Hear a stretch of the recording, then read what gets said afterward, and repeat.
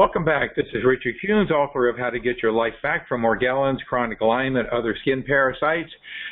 Today, our topic is going down the rabbit holes. There are many people that go down rabbit holes. I went down a lot of them. What the hell is a rabbit hole? Well, it's everything you try. Like, for instance, this is an email I got from a lady today. I'll put her update about this. So, what treatments are you presently using? Her answer is, I've used a lot.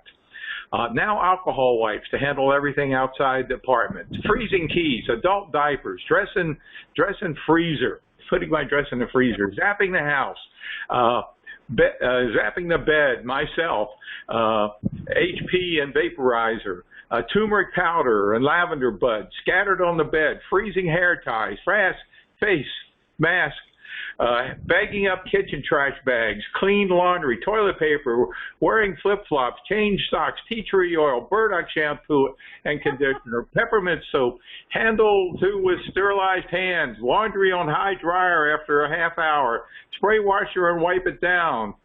Well, not that you might not do some of these things, but anyway, there are a lot of rabbit holes here. We're looking for results.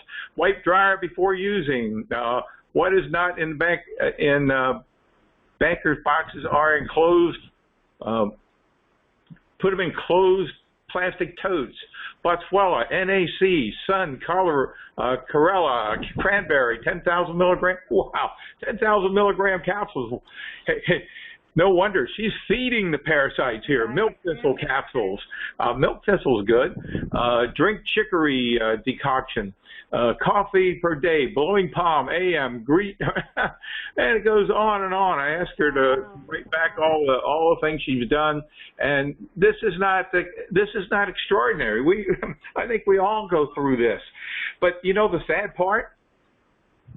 After people find the King diet, after they get on the diet and start getting results, after they actually experience progress they still do this stuff. They still go looking for other stuff. And they read articles like, papaya seeds kills parasites. And then what do? They go get papaya seeds. Or black walnut. And they feed the parasites. Hey, not all parasites are the same. Internal parasites are quite different. So when you read something that says this kills parasites, you want to know what kind of parasite. Right. Not just internal parasite. Well, the fact is, just about everything written out there about parasites is about internal parasites. So, yes, we have them. We all have internal parasites. Absolutely. And it's handled in the book. And we have to be very careful what we do, because many of the things that everybody else does that handles internal parasites will feed our skin parasites and make our lives hell. So what kind of rabbit holes have you heard of, Robin? Well, first, I'd like to preface this by saying,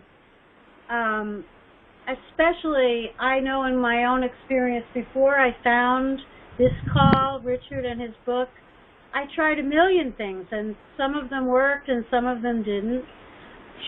But I have found the things that are most effective are when I take things from Richard's book and Richard's protocols and then expand on them if I need to. That's not the same as going down a rabbit hole. And the people who get well, that's what they do. Going down a rabbit hole, it goes so well with what Margie was talking about, spirituality.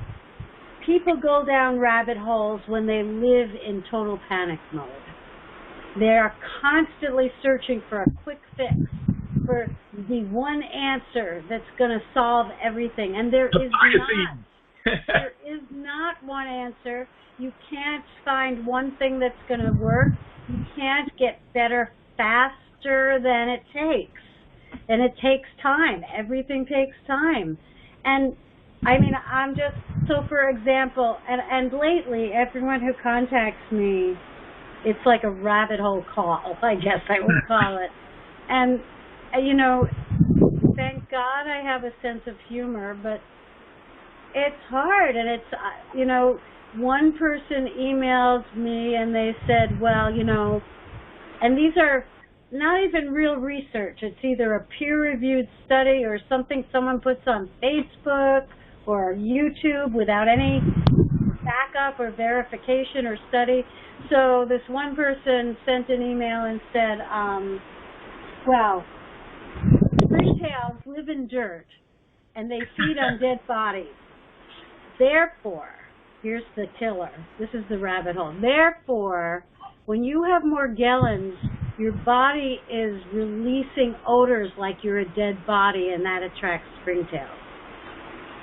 I think if I smelled like a dead body, I would know it. The other theory is that springtails eat fungi, and therefore that's why they're on your body, to eat the fungus that your body's creating. So I have been infested with springtails, and I have no fungus, and I don't smell like a dead body. There's many people who can vouch for that. Has not happened. Has never happened. But what do you say to, so I try to be diplomatic, but it's just not true. It's a rabbit hole. And it's heartbreaking in a way, because these people are wasting their energy and their time, and they're hurting themselves with this never-ending search for a quick fix, and it just creates more panic and more anxiety. Whereas if they practice the resiliency quality of spirituality, read Richard's book, started doing, I don't think, a lot of people don't even read the book. They hear about ammonia, so they do ammonia, but there's chapters in the book about what to do when ammonia doesn't work, how to expand on it, how to deal with your environment in creative ways. There are a lot of tools, and you don't have to do crazy research for the next hot thing that comes across your screen or your computer. It just, it's sad. I had someone say to me this week, I'm moving back into a hotel because I'm afraid to live in my house. They're afraid to live in their house because they've been researching things that have horrible outcomes. I don't know anyone that has died from Morgellons, okay? I know people who have gotten super depressed and suicidal, but that's a separate side effect. That's a separate side effect. And to just absorb all this negative craziness is really hurtful, and I just want to encourage people, stop going down rabbit holes. Read the book, get coaching on things that actually work. And then there's the people who call me and they say, they ask me a question and then they argue with me about the answer. And that's been a challenge for me. They'll ask the same question 5 times, but they're always going to get the same answer. I don't have multiple answers. I have an answer that works, but it doesn't fit with the rabbit hole they're going down. And it's very sad, because they need to pull themselves out of the rabbit hole, breathe, pray, and start over. Huh. Yeah, I just had someone text me. She says, my kids do that to me. We do, but we're all in a growing process together. We're in this together. The first rabbit hole I went down was that I came to the conclusion that my problems were from mites, only mites. And I researched mites. I researched them and looked into them and all kinds of different mites. And I bought ladybugs to put in my house to eat the mites. I was down this rabbit hole. And, it wasn't until, like 10 years later, I discovered that mites are only a carrier, a vector. that brings Morgellons and Columbella into our lives. So you still have to deal with the mites, but it's not. But, you know, all of this is in the book. Everything is in the book. 20-some years of my learning and learning from you guys is in the book. So before you go down any damn rabbit hole, pick up the book. Read the book. The answer is in the book. And if it's not there today, it'll be there tomorrow when the next edition comes out. Right. Well, maybe a few more days. Well, a little longer than that. But the next edition is wonderful. I can guarantee that. But the answer's in the book. You go to Amazon and find the book on Amazon. You'll see a 4.7-star review of probably 250. Read those reviews. Those reviews tell you everything. Oh, yes, there's a couple of 1-star reviews there because they didn't understand that this is the 1-star reviews. One lady in, I guess, Canada called me one time, and I wasn't available to talk to her, so she got mad at me, and she gave me a bad review because I didn't talk to her on the phone. Well, it's got nothing to do with what's in the book, you know. ORAC, that's another 1-star review. People, you know, for years, people didn't understand that medications that are listed in the book are not just antipsychotics, they are antiparasitics, and they believe their doctors, thinking that, well, the doctor thinks I'm a nut, and I know I'm not a nut, so I'm not going to go on dopamine. I mean, I'm not going to go on Seroquel or one of these Primazide or something like that because I know I'm sane. Well, yes, you are, but parasites love dopamine. They create their own dopamine, overflood your brain with dopamine, so you have to absorb more to feed them. That's how incredibly creative they are. So these medications, and they're the only reason I've gotten 1-star reviews, is because these medications are misunderstood by people who were prescribed Primazide by their doctor and then read my book and said, well, that's not right because I know I'm not a psychotic. So, okay. So read the book. The answers are in the book, and we learn from you. Many people don't send me YouTube videos. Anybody can put a YouTube video on, including myself, okay? All right. I'm not a doctor. Anybody with a brain and a camera can do a YouTube video. You can go on there and you can see YouTube videos that says, Morgellons is fungal, and they'll show you these things floating through the air and saying, well, this is everywhere, and it's fungal. Well, that's bull. 90% of the people who have Morgellons are affected by fungal. You can go on there and, you know, remember Jeremy when we had him on? Yeah, before we had him on, he saw one of our YouTube videos, and we were talking about the components of the contributing factors of Morgellons. We talked about glyphosate, and we talked about 5G, and man, he misunderstood everything I said. And he goes on and he says, oh, and this idiot says that Morgellons is caused by glyphosate. And Morgellons is caused by, don't pay attention to what you see on YouTube. Right. They don't. Especially, you know, in these times where there's so much misinformation and disinformation floating in our world that just creates divisiveness, there's lies, there's conspiracy theories, and YouTube is the melting pot for that stuff. You know, if you're going to do research, learn how to do research. Exactly. If you want to learn how to change a cabin filter in your car, go on YouTube, and they'll tell you how to change a cabin filter in your car. Okay? That's what you use YouTube for, to know how to do things.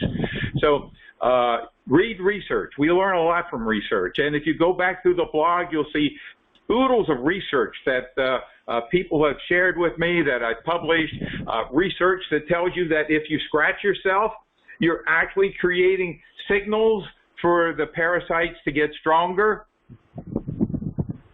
Yeah, amazing. There's research that says that. Research that says that increased dopamine increases parasitic activity.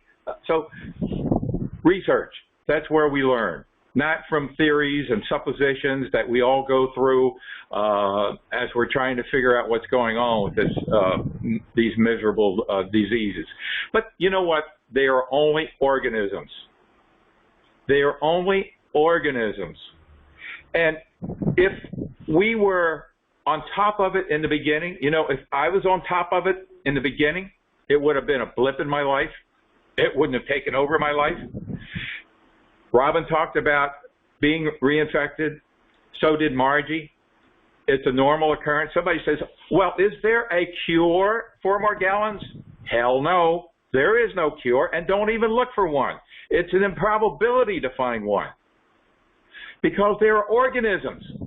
And whenever you're exposed to these organisms, whether it be by taking something out of storage, the Pandora's box that Robin shares that she got reinfected from, or sitting on an airplane seat that somebody before you was infected and sat there and the organisms are there, they're organisms. Whenever you come in contact with them, they're going to affect you. Not like maybe the next guy sitting next to you, maybe he's not susceptible to them. But if you're susceptible to them, you're always going to be impacted by them. The key is recognize it right away. You know, had I first used a simple thing like perhaps calamine lotion, I might never have been here or ever had this problem. But I didn't know to do that. I didn't know that they were going to completely overrun my home. I didn't know they were going to get in my automobile. I didn't know they were going to get systemically. I didn't know all this. It's all in the book, though. It's all in the book, okay? Everything about them is in the book. Everything that we've learned. And Richard, you know, I know that you went through hell and back, but you have helped thousands of people because of that. And that's what Margie was talking about, how God takes things and turns them into a blessing, because you have been a blessing to so many people because of your experience and strength and hope that you share. And I just want to say I'm very grateful for that. Well, I'm glad to be here. As I've often said, I never thought, never anticipated. You know, I'm a chemical engineer. Chemical engineers solve problems. My life is about solving problems. But when I was smack up against these organisms, I didn't think there was ever going to be a solution. Nothing. Nothing I did, nothing I read, nothing I watched, nothing led to anything of any improvement or any. And I thought to myself, because as a chemical engineer, my job was designing things. And we had to design things so that idiots could operate them. So that meant operating manuals. That's the way we talk. You know, right. You have to think, you know, when the temperature of this vessel gets to 175 degrees, you open up this valve and you control so that the pressure comes up to this point here. It has to be precise. Everything has to be precise. That was my experience that I brought to this. And there was nothing of this. You couldn't find a book about it. You couldn't find anything anywhere on the internet about how to deal with these things. Nothing. And I thought, if I ever got my life back, that's the void I was going to fill. And that's what this book is about. And my attempt to fill this void. And many people have told me that I'm a godsend to them. Hey, personally, I have different beliefs about the universal God than most people.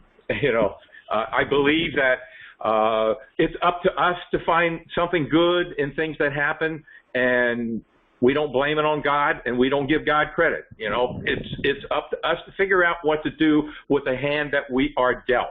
It's up to our creativity to figure it out, not looking for somebody, some esoteric being to be there to lend us a hand. It's our creativity and our ability to solve our own problems.